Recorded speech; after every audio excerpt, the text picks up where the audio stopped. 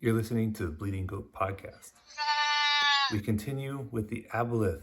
We're looking over monsters in the 5th edition monster manual.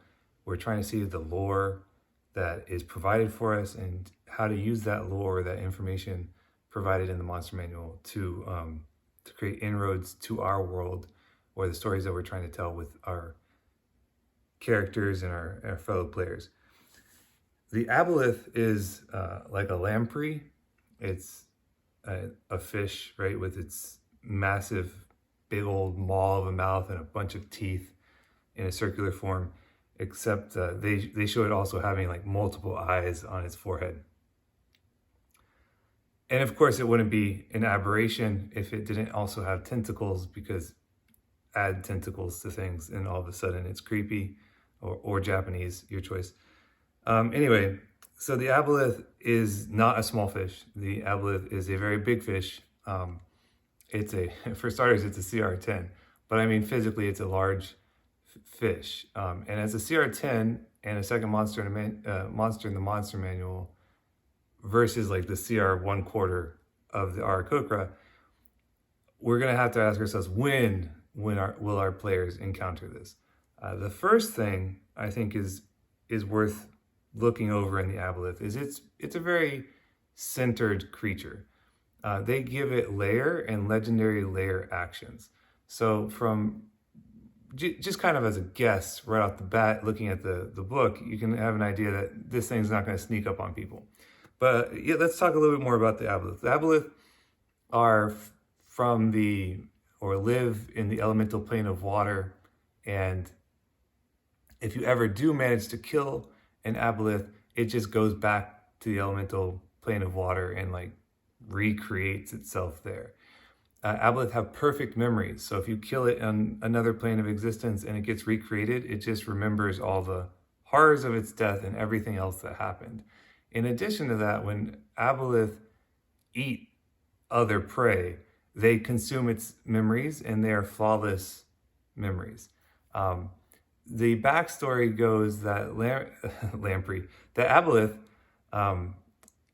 existed before the gods, and then in this like primordial soup. And as creation was taking hold, the lamprey would use their mind control capabilities to subjugate the lesser species. And this was all well and good until the gods showed up and liberated people, not necessarily intentionally, just because I guess the gods wanted worshipers themselves. It doesn't specify, and that's actually a really great thing. Maybe there is something in other D&D lore that tells you about why the gods decided to smash the Aboleth. But the two things that are important in this is that it happened, and the Aboleth hold a grudge. They remember in perfect detail. And that effectively you can't really kill an Aboleth, so they can have centuries, millennia long grudges, and they can be the only ones who have them, right? Because if you're talking about this elf that died 10,000 years ago, but nobody else remembers, that's pretty funny to me. And it's probably a more comical way of introducing Aboleth, is all of a sudden this mind-controlled puppet, if you will, or this illusory character shows up in a game that's all related to this Aboleth, who's on a quest to find some dude who died like 10,000 years ago, and that person was actually the link to the god who crushed him 100,000 years ago, and like he's just out of touch with reality. That creates its own problems with what has he been doing for 10,000 years? Like, he should have eaten something, right? But it doesn't tell you how often they have to eat, so who knows? Maybe they don't eat very regularly. They have a slow digestive tract, right? Kind of like a snake. It doesn't say, and you make it up. That's the best part about being a DM. Figure out why that Aboleth is a more comical Aboleth. On the more terrifying side, they do have lots of mind control capabilities. If you're within a certain distance from them, they can try to completely dominate you and take control of your mind. It's called enslave. They also have the ability, when they're in their lair to cast phantasmal force on the entire, like anyone who's within their lair capabilities. So they're kind of dangerous in their lair, and their lairs are typically in bodies of water, which again at a CR10 is pretty cool. It gives the player something to actually overcome and challenge them as a physical limitation, like why would I need flight? Why would I need water breathing? These kinds of things. That makes them like absolutely horrifying to lower level parties. When you have a Aboleth in the area, it's within a mile radius, there's just like this ick and this slime that starts appearing in the water of these places.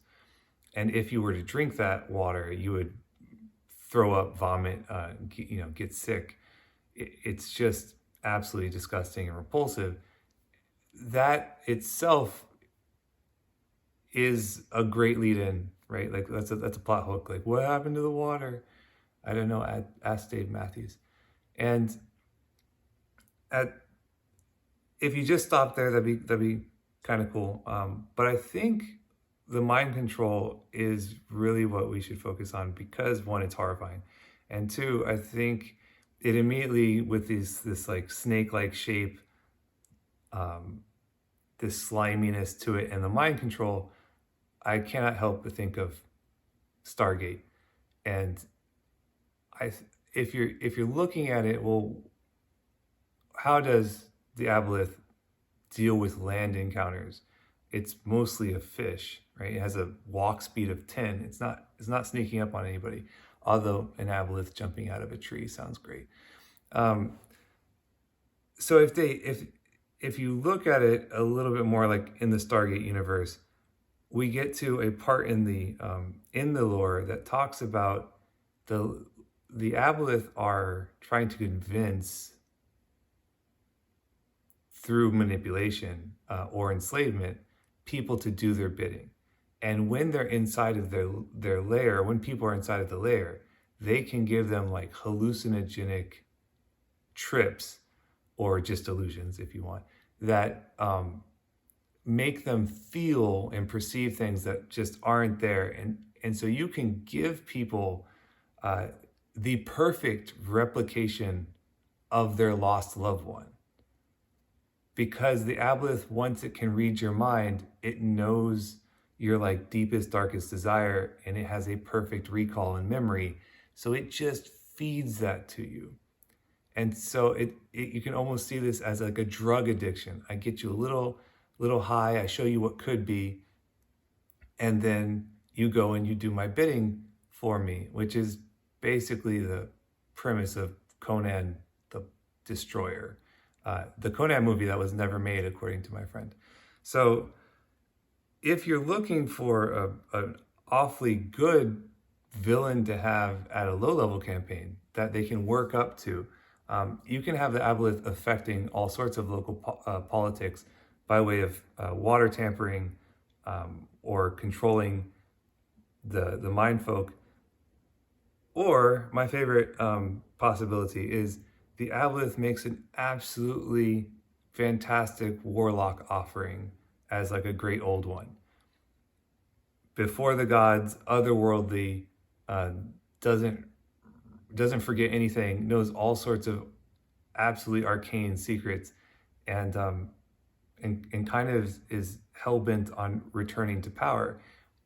That's probably a more tangible way. Like the Archfey for a warlock is pretty tangible, because people kind of deal with Archfey on a regular basis, and the Aboleth gives you another kind of written in story with for your players to work with. So I think that was a little all over the place, but hopefully that had a lot of good ideas.